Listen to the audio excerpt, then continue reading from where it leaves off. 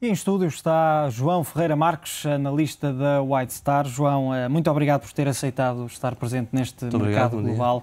Começo por perguntar-lhe, começamos pela questão portuguesa. Hoje chega a primeira tranche do Mecanismo Europeu de Estabilização Financeira. Eu sei que se calhar é cedo para se traçar cenários, mas aproveitar que é a primeira vez que cá está para saber também a sua opinião. Parece-lhe que, olhando para aquilo que é conhecido, para os dados que são conhecidos, para o memorando com a Troika, que Portugal vai ser capaz de cumprir este memorando e, acima de tudo, esta execução orçamental que se antevê ser muito difícil? Ora bem, em primeiro lugar é preciso dizer que é fundamental para Portugal cumprir tudo o que foi acordado no memorando da Troika e temos já, e podemos aprender com terceiros, neste caso a Grécia, das consequências e potenciais problemas de tal não acontecer. Acho que não está em causa a possibilidade de Portugal não cumprir. Acho que não é esse o tipo de atitude que devemos ter ainda antes de começarmos a tentar executar o programa da Troika, mas acho que podemos já ver qual é o exemplo de não o fazer, que basicamente é a Grécia com grave risco de incumprimento. Até porque nesta altura o mercado já descontou esse default por parte da Grécia. Já descontou. Olhar para o valor das yields, por exemplo. Em certos aspectos, mas também temos que ver que há muita dívida, há muita exposição à Grécia que está não no dito mercado, digamos assim, mas uma grande percentagem da dívida está colocada, depositada juntamente do Banco Central Europeu, que é um dos principais problemas e uma das questões porque eles estão muito preocupados com a situação. E, por consequência, a Alemanha, sendo um dos maiores contribuintes para o Banco Central Europeu. Olhando para os exemplos, e já aqui falou do caso grego, temos também o caso irlandês e, acima de tudo, naquela segunda fase desta ajuda, que é quando já ultrapassaram o momento em que recebem a ajuda, começaram ou implementaram pelo menos algumas das medidas definidas e depois há o regresso aos mercados. No caso português estará marcado mais ou menos para 2013. Já vimos que a Grécia, que era suposto entrar em 2012, não vai conseguir. A Irlanda, neste momento, começa a levantar algumas dúvidas. Será que Portugal vai conseguir entrar em 2013? Vai conseguir outra vez financiar-se de forma autónoma? Tudo depende das condições do mercado na altura e, acima de tudo, da execução do plano. Falamos sempre destes três exemplos que são basicamente os que estão agora sob o escrutínio. Estamos a falar da Grécia, da Irlanda e de Portugal. Também é importante dizer que são três casos totalmente diferentes, apesar de estarem com auxílio internacional. Os três países são situações totalmente diferentes. Dessa perspectiva, a Grécia, por motivos diferentes, não está em condições, não traz qualquer confiança ao mercado para poder vir a colocar dívida no próximo ano. A Grécia tem algumas dúvidas, mas ao mesmo tempo tem algumas indicações já bastante positivas e a execução a nível grego é totalmente diferente e para positivo comparavelmente à Grécia. E em relação a Portugal, mais uma vez, estamos numa fase ainda muito embrionária, quer dizer, temos que executar, cumprir e depois, dadas as condições de mercado, não vejo porque Portugal não poderá ter acesso aos mercados. Que solução é que poderá haver nesta altura para a Grécia? Um novo pacote de ajuda, uma saída do euro como tanto se tem especulado? Eu acho que não há grande alternativa. A alternativa será uma nova ajuda. Porquê? Porque as consequências de uma saída do euro, eu não queria utilizar o termo dramático, mas é muito complicado tanto para a Grécia como para terceiros. Esse terceiro, o principal interessado, além da União Europeia num todo, é a Alemanha.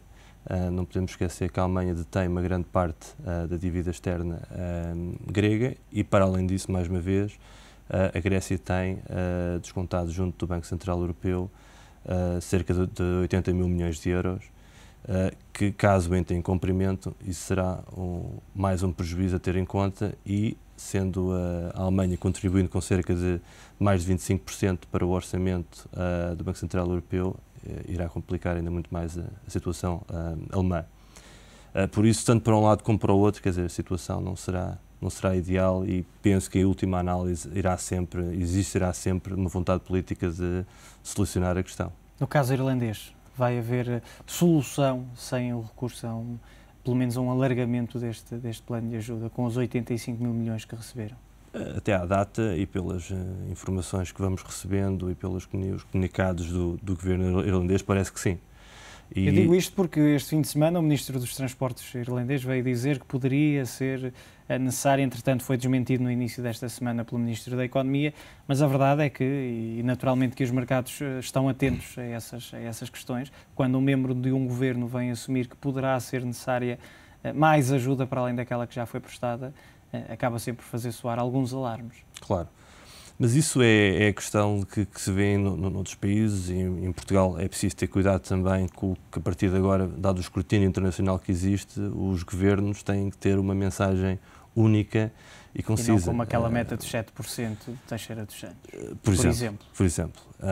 E esse exemplo também, e o que tem agora dado também uma série de questões relacionadas com a Grécia e a possibilidade da Grécia sair do euro, vem também de um membro do governo grego ter também feito essa menção, que seria uma hipótese que estaria em cima da mesa, que foi prontamente desmentida pelo governo. Isto basicamente também é uma mensagem importante, que tem que haver consistência e uma só mensagem no futuro para Portugal. Também temos que aprender com os erros que nós já fizemos, que já cometemos e que os outros cometem também para o futuro, porque estamos numa fase em que o escrutínio é imenso e as palavras têm um peso bastante importante. Pegando na experiência que tem, e para os telespectadores que nos veem saberem que já trabalhou na Fitch, na Agência de Notação Financeira, foi um tema que levantou muita polémica em termos políticos, até entre economistas, as avaliações, as notações que foram atribuídas e, essencialmente, os cortes que foram feitos a Portugal por parte das 3 agências de rating norte-americanas.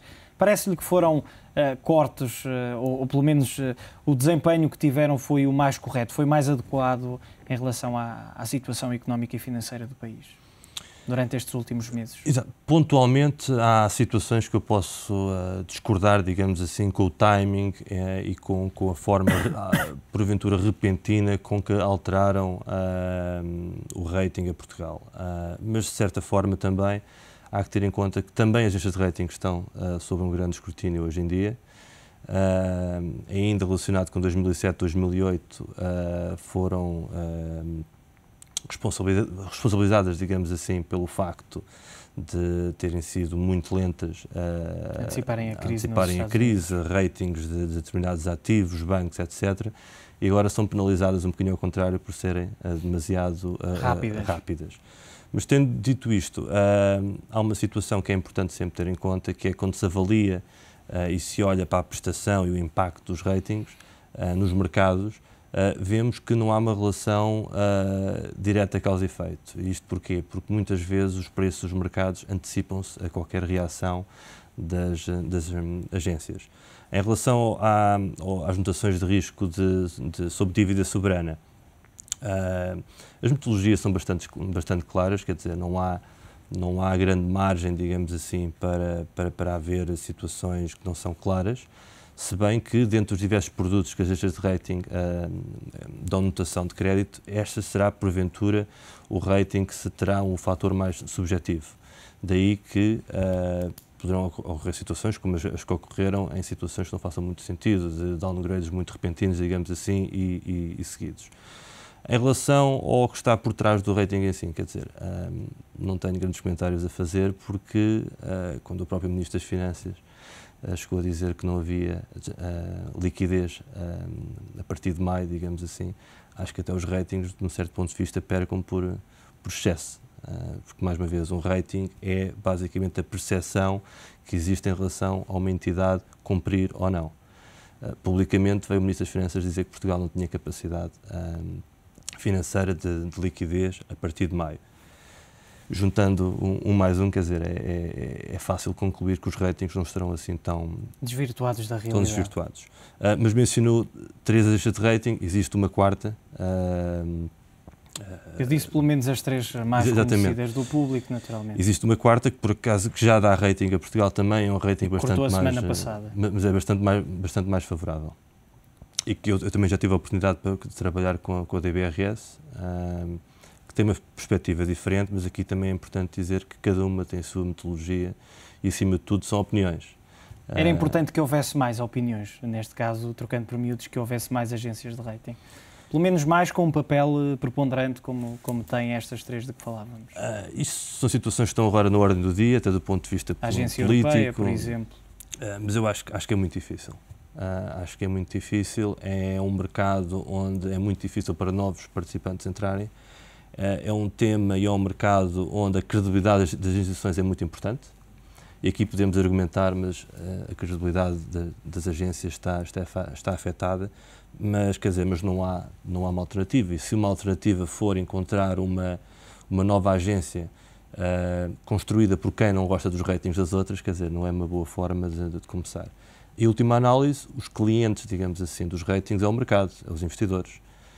E um investidor, obviamente, terá maior preocupação e dará maior crédito a uma agência que seja independente, entre aspas, e não uma que seja construída a pedido de quem vai ao mercado. Olhando para o caso japonês, por exemplo, a Moody's ameaçou a cortar, ou nesta altura tem um outlook negativo para o Japão, que passa, como sabemos, por algumas dificuldades depois do sismo e do tsunami de 11 de março. Parece-lhe provável que ocorra nos próximos tempos, a curto prazo, um corte do rating? É bastante provável. Isto por definição, a nível da metodologia das agências, sempre que colocam uma entidade em outlook negativo, basicamente, a não ser que hajam alterações estruturais fundamentais, alguns eventos positivos extraordinários, o efeito imediato que será num curto prazo, e o curto prazo será sempre num período de 3 meses que esse downgrade seja efetuado. Isso não tenho dúvidas. João, muito obrigado pela participação e pela opinião em relação aos temas da atualidade. João Ferreira Marques, analista da White Star, aqui com uma análise exaustiva aos temas da atualidade e também um tema sempre importante, o papel das agências de rating.